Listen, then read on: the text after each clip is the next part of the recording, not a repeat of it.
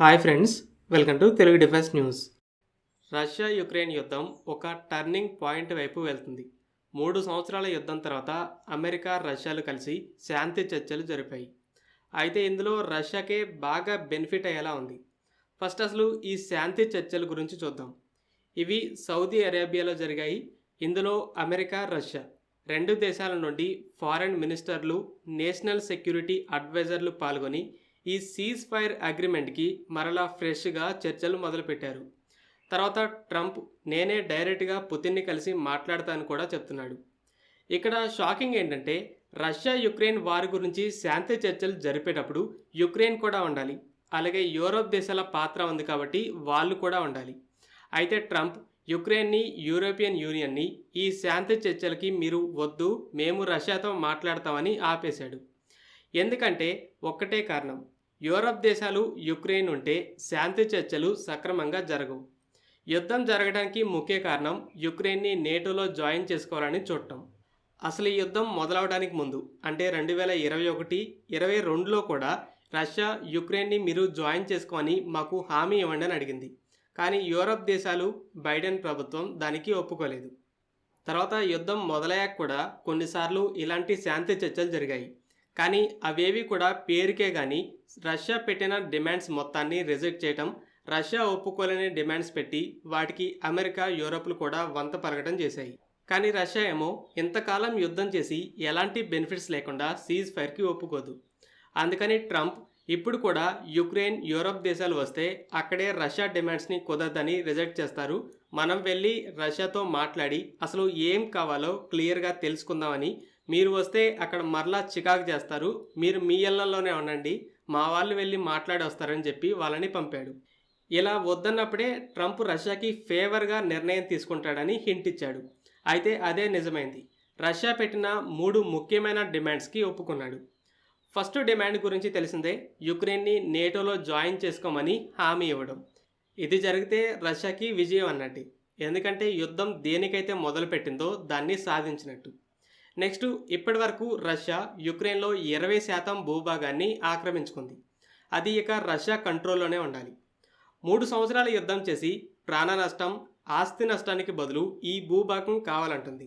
అలాగే భూమి అడుగున ఎన్నో లక్షల కోట్ల విలువైన సహజ వనరులు ఉన్నాయని కూడా తెలిసిందే. సో రష్యా వెనక్కి ఇవ్వడానికి సిద్ధంగా లేదు. దీనికి కూడా ట్రంప్ ఒప్పుకున్నాడు. మూడోది, యుద్ధం మొదలైన వెంటనే రష్యాపై ఆంక్షల వర్షం కురిసింది. ఈ శాంక్షన్స్ మొత్తాన్ని తీసేయాలని డిమాండ్ చేస్తుంది. అయితే Trump ceasefire agreement sign అయితే వాటిని ఎత్తేస్తామని చెప్పాడు. కాబట్టి ట్రంప్ ఇప్పుడు జెలెన్స్కీని నీకు ఇంకో దారి లేదు, దీనికి ఒప్పుకోవాల్సిందని ఒత్తిడి పెడతారు.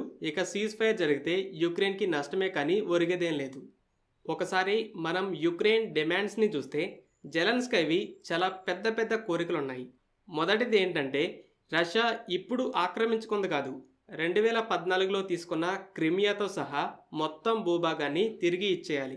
మా భూభాగం నుండి ఇమీడియట్గా రష్యన్ మిలిటరీ వెళ్ళిపోవాలని డిమాండ్ చేస్తున్నాడు.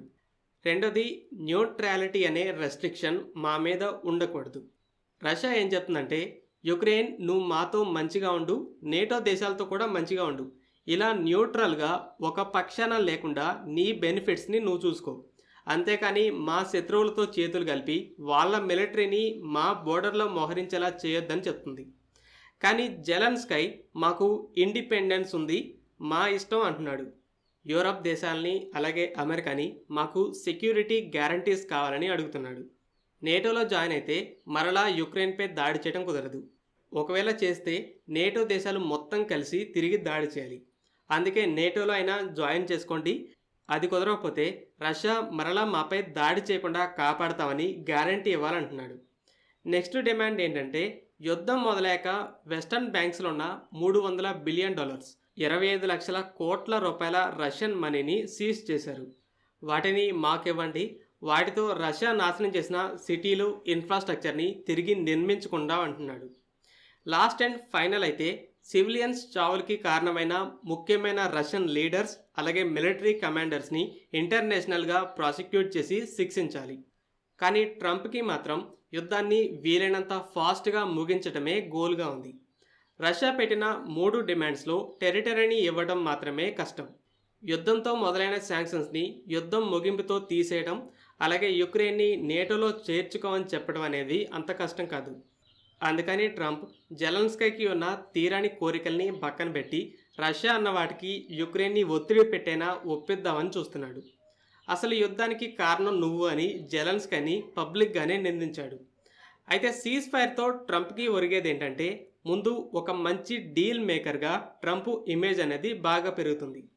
అలాగే యుక్రెయిన్లో $500 బిలియన్ విలువైన కొన్ని అరుదైన సహజ వనరులను స్వాధీనం చేసుకోవాలని చూస్తున్నాడు.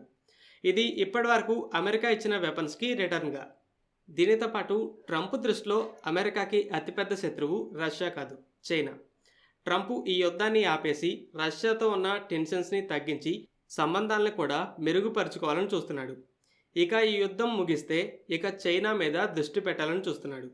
నెక్స్ట్ చైనా తైవాన్ యుద్ధం ఉంది, 2027 అని షీ జిన్పింగ్ ఫిక్స్ చేశాడు. అలాగే యుద్ధం ముగిస్తే జెలెన్స్కీ కథ కూడా ముగిసేలా ఉంది. 6 సంవత్సరాలుగా యుక్రెయిన్కి ప్రెసిడెంట్గా ఉంటున్నాడు. లాస్ట్ ఇయర్ ఎలక్షన్స్ జరగాలి. రష్యా కూడా యుక్రెయిన్ పొలిటికల్ లీడర్షిప్ మారాలని ఎలక్షన్స్ జరగాలని చూసింది.